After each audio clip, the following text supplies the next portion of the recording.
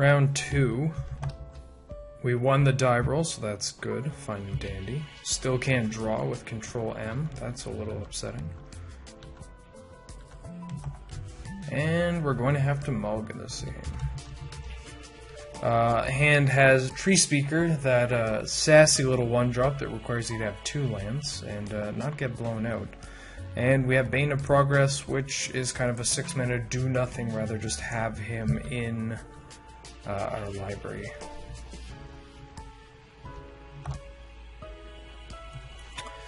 This is a 6-mana hand, or 6-land hand, I guess, kind of mana. Doesn't really do anything as well. Dried Arbor is again one of those cards where you just want to have them in your library.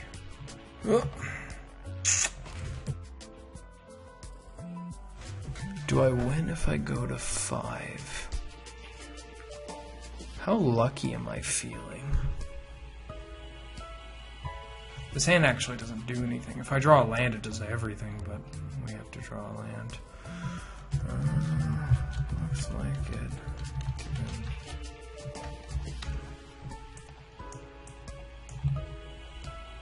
One, 2, 3, 4, 5. Oh, baby, I'll keep.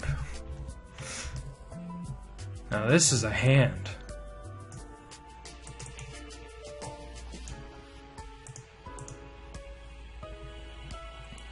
If we draw a red source, this hand could actually end up being quite strong. There's also a nice little synergy of if we don't draw a red source right away and we play out a Noble Hierarch and we crack for 2, and then like on the next turn if we crack for 2 with our elf, just to give it Exalted, we can Domri and get it to fight. So we're against the aggro. An aggro deck, scrubland into that dude. Okie dokie. Hard to chokey.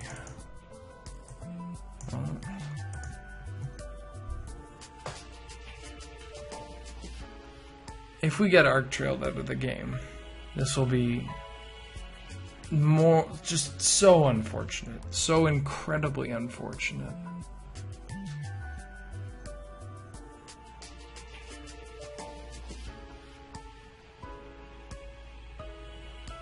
And there you have it, folks.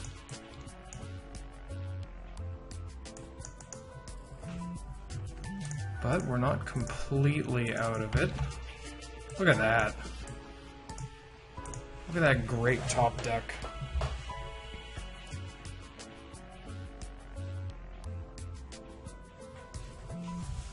All we have to do is draw their land, play Domri, hopefully find a Carven Caryatid.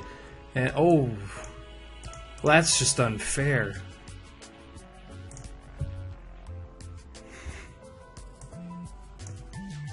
Things are not going our way, folks. This is exactly the opposite of what I'd like to have happen in any given game. Ideally, not a mulligan to 5, not having our threats arc trailed, and then not having our only hope Inquisition. But you have to stay positive. And in school, the 2 things. Besides, what's the worst that can happen? Okay, he has a Relic Seeker. That's probably going to hit, and probably going to find a Jite. So that's a little unfortunate. I'm going to play Quirion Ranger and pass. So he cracks in with those 2. I take 4, I go to 12. EOT, I go to 11, find a Dryad Arbor, so we can at least do some Quirion Ranger shenanigans. I don't know how good that'll be. I think the answer I'm looking for is not. Okay, well that's game. Game 2. You know, you have to keep positive, folks. Alright. Game 2, on the play. This time, we'll get a 7-card hand that we have to mulligan. This is out of nowhere. I swear to God, this happens primarily when you can't control M, you know? 6. Yeah, I'll keep this. I don't think I'm throwing away this kind of hand.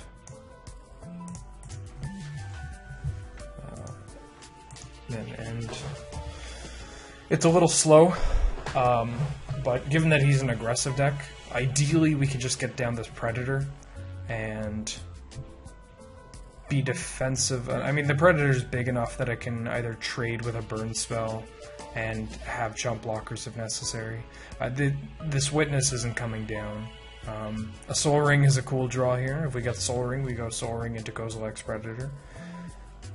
We could also draw a Wild Growth or a Utopia Sprawl into Kozilek's Predator. And then I think we look... I mean, we definitely look for any opportunity to trade, if possible. Diagraph Ghoul. Yeah, that's fine. Nissa. Well, let's start the beatdown. You know, this deck is at its best when your turn 2 is turning your Arbor Elf sideways to Kraken. One time no Hymn to Torak, though. That would be nice. I'd like to keep my hand intact. If he bolts the elf, I can Eternal Witness it back. It's not the best play, but unless I draw again Soul Ring or Mana Crypt or something like that, or a better 3-mana play, I'd like to keep doing things. It's always good to continue to do things, especially in the aggro matchup. You don't want to get caught twiddling your thumbs. Rishi P. Oh boy. Let's hope that Rishi P taps for something. Okay.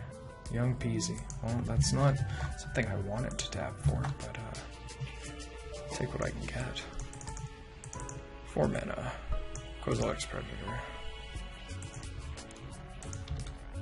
Create spawn. Clone spawn. The 3/3 is absolutely unbeatable. It's, you know, that value is just disgusting. I apologize to all the Vorthos or flavor judges out there that my Kozilek's Predator is making clearly spawns of Ulamog. Yeah, that's fine. And you. But if you're going to flavor judge me on something as early as Zendikar, I'm sorry, but I just can't respect that. Talk to me when we get Old Border, then we're talking. Then you can flavor judge me, if you know what I'm saying. If you don't, I don't blame you. Kind of rambling. Nissa. Well, it's nice. It was nice while it lasted. Oh, tough crowd. He's got Rishi P mana up. Oh, Skull Clamp. Skull Clamp plus Young Pyromancer. Powerful combo.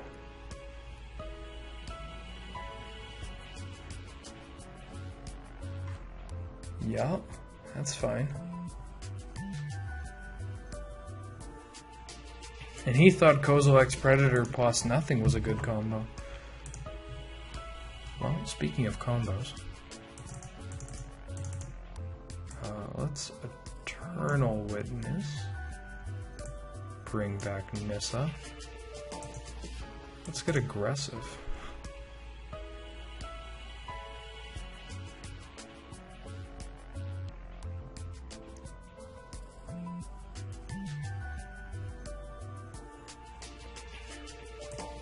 And then land for the turn, womp womp womp womp. That's what I said. Let's make this thing a 4/4.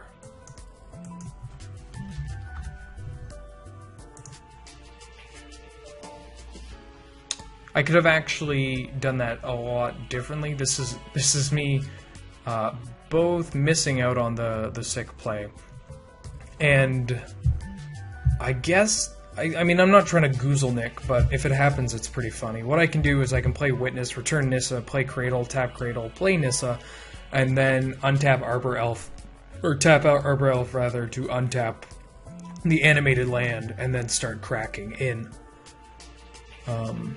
Which is the better play overall. But I want to see if, with shields down, he tries to go for something like that. Because if he Arc Trails away, if he Arc Trails away Witness Arbor Elf, then the jig is up. But if he just blows out Witness and then goes in with like Diregraph Ghoul to try and attack Nissa, then the Ghoul is going to get consumed by the forest.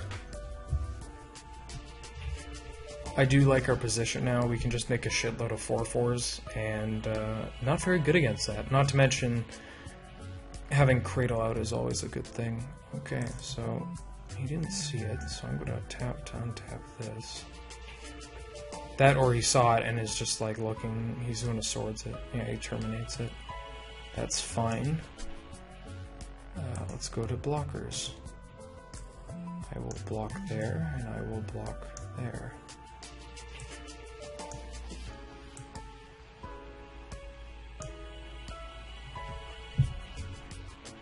Yeah, he gets a token. I guess it's a hassle.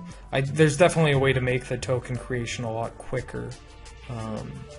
Just not completely sure how. We're still in a good position because we still have Nissa. We have Nissa and we have things to block. Unfortunately, he can chump block whatever we're throwing at him. He can port whatever Nissa, like whatever land we Nissa, but then we can just Arbor Elf to untap it, which is nice. He can port Cradle to slow down our mana, but I have high hopes over this game. He's getting a plateau, or no, he's cracking a Scalding Tarn, trying to figure out what he wants to get. Blood Crypt, yeah, sure. So is he going to cast the Thoughtseize? Oh no, he already cast Thoughtseize. He's going to cast Unearth. Ooh, spicy. Okie dokie, Artichoke. The spicy Unearth.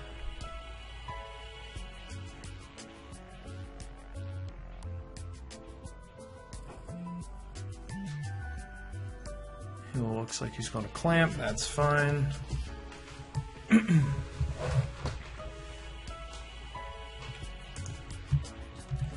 He's certainly in the colors of having every removal spell known to man. -7? When the hell am I ever going to do that? I don't think I've -7'd with Nissa. I've ultimated with a lot of Planeswalkers in my day. Nissa is not one of them.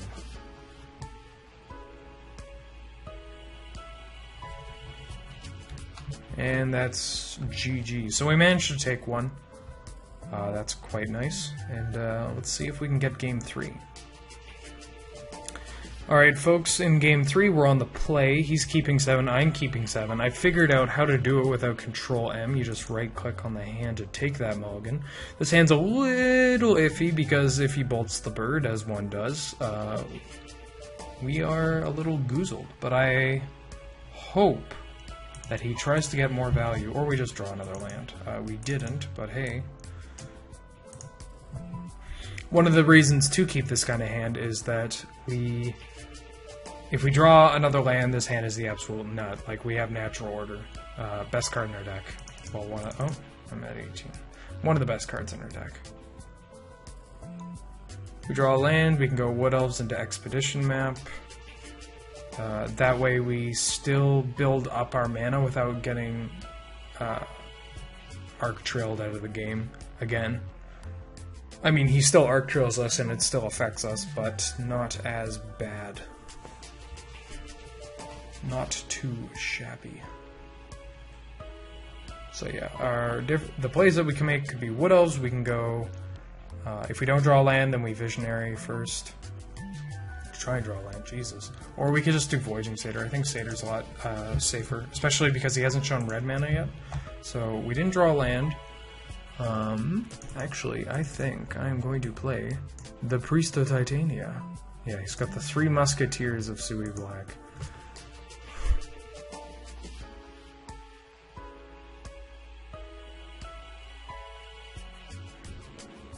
So we're taking 6. That's a heap and pile of damage here. 2 mana. Him to Torok targeting me. Okay, reveal random card to all players. So we're discarding Expedition Map. Reveal random card to all players. We're discarding Wood Elves.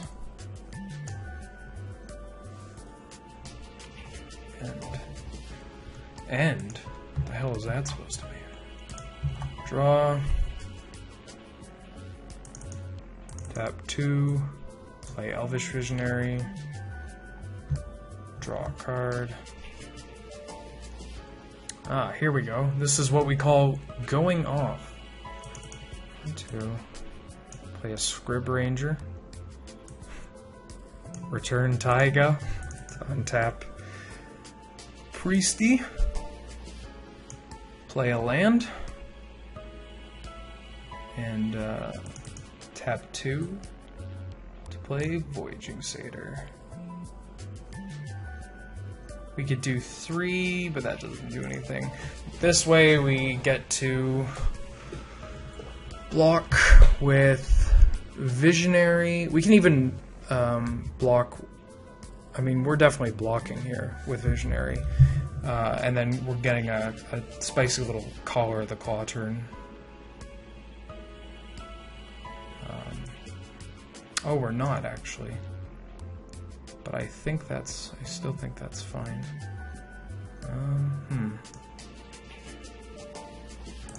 Yeah, let's just block this Tormented Hero.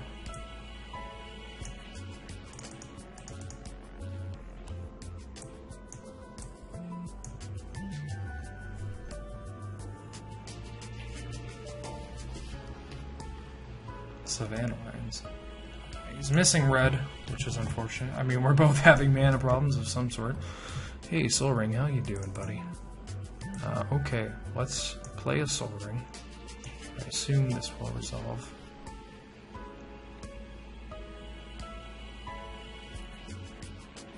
One, 2, 3. Turn a land to untap this guy. Player land. 4. We natural here, sacrifice Birds of Paradise, get CradleHoof Behemoth. We have 4, 5, 16, plus 5. Yeah, that's game. Natural order.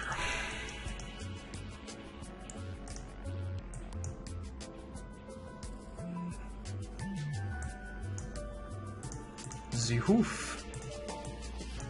Oh, increase and then decrease toughness, because I have been cheating and I've been doing this poorly. And then we Kraken. The